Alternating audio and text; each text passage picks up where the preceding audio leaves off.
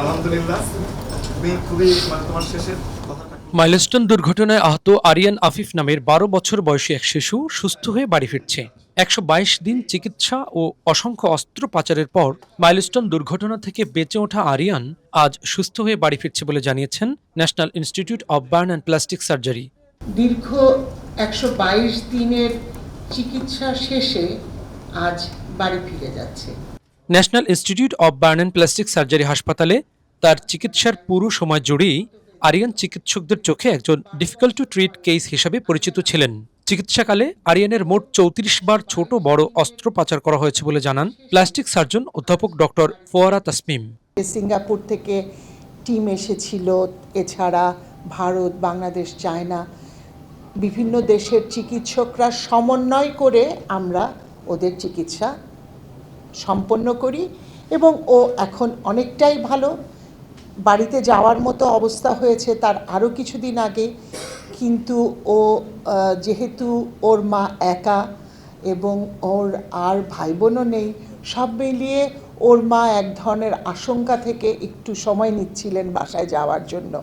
আহত আরিয়ানকে ২১ জুলাই এখানে ভর্তি করা হয়। তার শরীরের মুখমণ্ডল, পিঠ ও ৪ হাত পায়ে মোট ৩৮% দগ্ধের ক্ষত ছিল।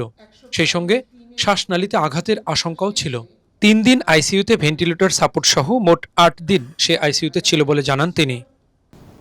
আমরা ক্রিটিক্যাল রোগী হিসাবে ওর চিকিৎসা শুরু করি এবং প্রথমে চিকিৎসার পর আমরা বিভিন্ন ইউনিটে ভাগ করে দেওয়ার পরে পরবর্তীতে অরেঞ্জ ইউনিটে ওর চিকিৎসা চলে, যদিও পুরো হসপিটালের সবাই এই চিকিৎসার সাথে জড়িত ছিলেন। National institute of burn and plastic সার্জারির পরিচালক ডক্টর মোহাম্মদ নাসির উদ্দিন বলেন, মাইলস্টোন দুর্ঘটনায় আরও ২ জন ক্রিটিক্যাল শিশু তাদের অধীনে চিকিৎসাধীন আছেন। তারাও সুস্থতার পথে। তাদেরকেও অতি দ্রুত রিলিজ দেওয়া হবে।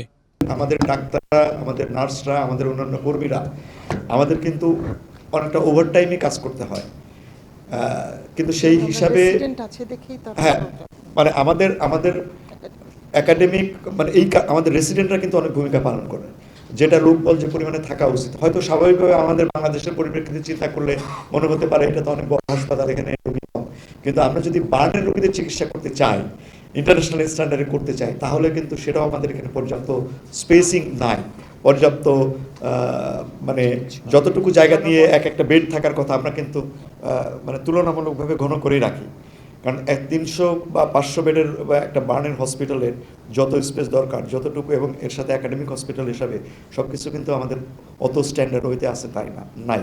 কিন্তু আমাদের যারা এখানে কাজ করেন তারা এক ধরনের মোটিভেটেড হইতে কাজ করেন। তাদের যে একটা মোটিভেশন আছে আমাদের স্টুডেন্ট থেকে শুরু করে আমাদের প্রত্যেকেরই, যে আমরা বাংলাদেশের এই উদাহরণটা সেট আপ করতে চাই যে না, চেষ্টা করলে আসলেই করা সম্ভব।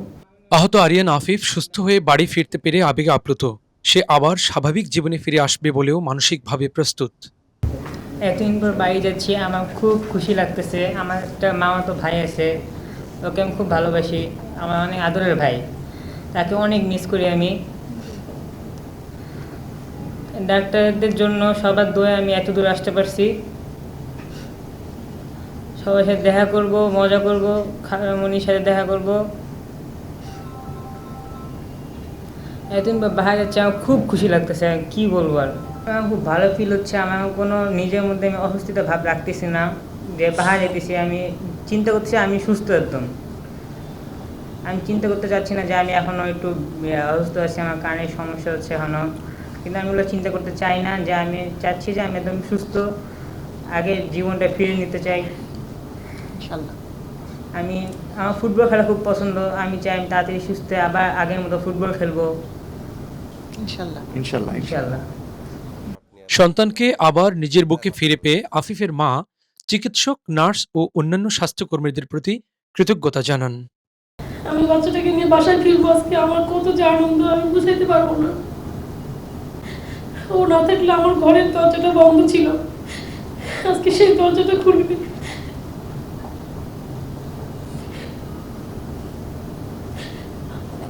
আর কিছু বলার নেই আমার।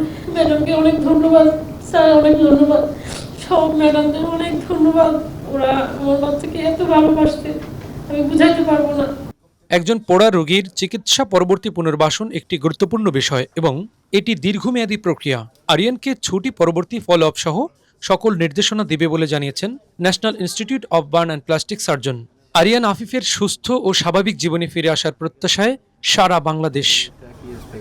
হেমায়েতুল্লাহ নূর, মেডিকেল পোস্ট, ঢাকা।